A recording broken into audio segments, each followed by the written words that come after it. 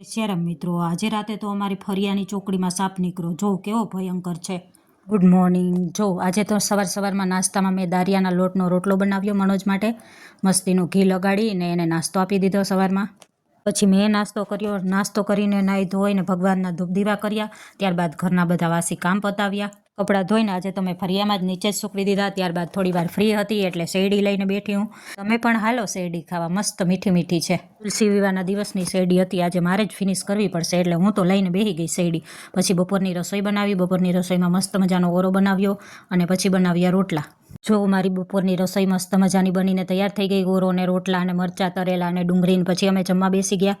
ત્યારબાદ રોંઢે ઉઠીને મારે દહીંણા દરવાના હતા એટલે દહીંનું દરવા નાખી દીધું. પછી મારે સાંજની રસોઈમાં આજે ઢોકળા બનાવવાના હતા એટલે એ કરવા માંડી. મસ્ત મજાનું બેટર તૈયાર કરી લીધું છે. ઇન્સ્ટન્ટ ઢોકળા બને જ ને એ રેસીપી છે એટલે ઈનો નાખી દીધો અને આદુ મરચાંની પેસ્ટ નાખી દીધું ને પછી ફેરવી અને ગરમ પાણી મૂકી દીધું. ત્યારબાદ મેં મૂકી દીધા ઢોકળા. મસ્ત મજાના મારા ઢોકળા બનીને તૈયાર થઈ ગયા છે. પણ મનોજ આવશે ત્યારે વઘાર કરીશ. ત્યાં તો મનોજ આવી ગયા. મનોજ દુકાનેથી આવ્યા હતા તો એને સાપ જોયો. ફરિયામાં આવીને જોયું તો મને કે સાપ નીકળો એટલે અમે બધા તો બહાર નીકળી ગયા સાપને જોવા. જો તો કેવો ભયંકર છે. થોડી વાર તો જો સામે ખૂણામાં બેસી ગયો પછી ત્યાંથી બહાર નીકળો ધીમે ધીમે કરતો. જો આ સાપ બહુ ઝેરી છે. મનોજ તો જરાક જ રહી ગયા. એ તો ભગવાન ધ્યાન રાખે આ જીવજંતુથી. ત્યારબાદ સાપ પકડવાની બહુ કોશિશ કરી પણ સાપ પકડાણો નહીં. એને તો બહુ બીક લાગતી હતી એટલે હું તો આ બધાની પાછળ ઊભીને જોતી હતી.